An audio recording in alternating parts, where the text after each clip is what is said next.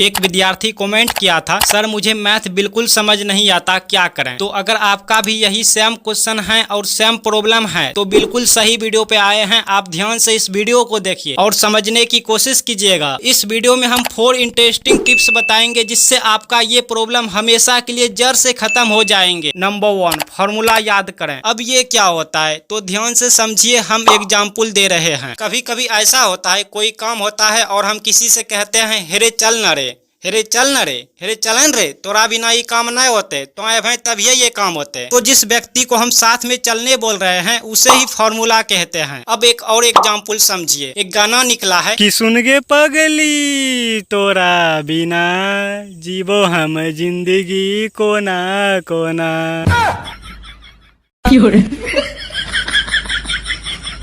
सुन के पगली तोरा बिना जीवो हम जिंदगी कोना कोना। तो वो पगली उस आदमी के लिए फॉर्मूला है। आई थिंक इन 2 एग्जाम्पल से आप समझ गए होंगे कि फॉर्मूला किसे कहते हैं। आप वीडियो पे बने रहिए, बहुत सीखने को मिलेंगे। नंबर 1 में मैंने कहा फॉर्मूला याद कीजिए। अब फॉर्मूला याद करना क्यों जरूरी है, आइए समझ लेते हैं। अगर मैं आपसे कहूँ एक सर्किल का एरिया निकालना है जिसका रेडियस 5 सेंटीमीटर है, तो आपके माइंड में सबसे पहले फॉर्मूला आए होंगे। अब अगर फॉर्मूला याद है तो बात बनेगी, मतलब मैथ आपके लिए आसान हो गया। लेकिन अगर आपको फॉर्मूला याद नहीं है तो बात नहीं बनेगी, मैथ आपके लिए मुश्किल हो गया। इसलिए फॉर्मूला को लिख लिख कर याद करें, क्वेश्चन सॉल्व कर करके प्रैक्टिस करें। नंबर 2, कॉन्सेप्ट को समझें। अब आप कहेंगे सर ये क्या होता है, तो सुनिए। अगर कोई दाढ़ी मूछ वाला आदमी है जिसे हम नहीं जानते हैं तो वो चोर लुटेरा लगता है, उनसे हम डरने लगते हैं। लेकिन वही अगर उनसे थोड़ा प्रेम हो जाए तो वो हमें अच्छा लगने लगता है। ठीक उसी तरह अगर कॉन्सेप्ट को नहीं जानते हैं तो मैथ हार्ड लगने लगता है। लेकिन वहीं अगर कॉन्सेप्ट से थोड़ा प्रेम हो जाए, आई मीन कॉन्सेप्ट समझ आ जाए, तो मैथ इजी लगने लगता है। कॉन्सेप्ट का मतलब कहें तो जान पहचान। जैसे ये चोर है कि अच्छा लड़का है, इसका रहन सहन क्या है, इसका नियत कैसा है, ईमानदार है कि 1 नंबर का बेईमान है, कहीं लुच्चा लफंगा तो नहीं ना है। यही सब कॉन्सेप्ट में आते हैं। फॉर एग्जाम्पल अगर आपको बोला जाए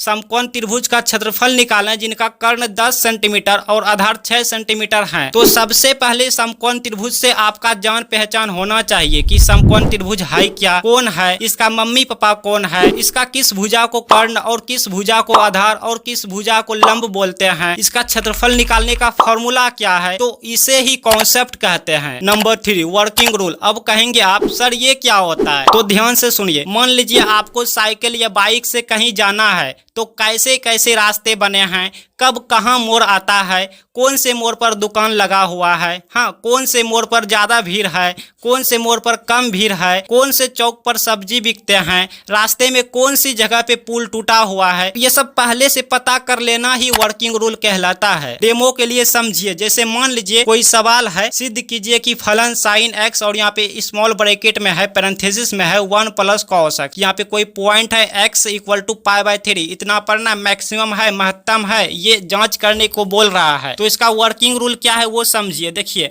हमने क्या किया, हमने मान लिया यहाँ पे f(x), यहाँ पे फंक्शन आई मीन फलन मान लिया, दिया हुआ फलन मान लिया। अब इसका 1 डिफरेंशिएट करेंगे, f'(x) = हमने निकाल लिया, फिर हमने f'(= निकाल लिया, आई मीन सेकंड डिफरेंशिएट भी कर दिया। अब हम क्या करेंगे, फर्स्ट डिफरेंशिएट = 0 कर लेंगे। यहाँ से x का मान निकाल करना सेकंड डिफरेंशिएट में रख कर चेक करना होता है, तो इसे ही वर्किंग रूल कहते हैं। सभी क्वेश्चन के वर्किंग रूल होते हैं जो बहुत कम कोचिंग में बताए जाते हैं। तो अगर आपके कोचिंग में नहीं बताए जाते हैं तो सर को बोलिए, सर क्वेश्चन सिखाने से पहले हमको वर्किंग रूल सिखा दीजिए। Number 4 and last, question solve करें। रोज 2 घंटा मैथ का सेल्फ स्टडी करें। सेल्फ स्टडी मतलब आप घर में खुद से मैथ पर प्रैक्टिस करें, उन्हें सॉल्व करें, उन्हें रिवीजन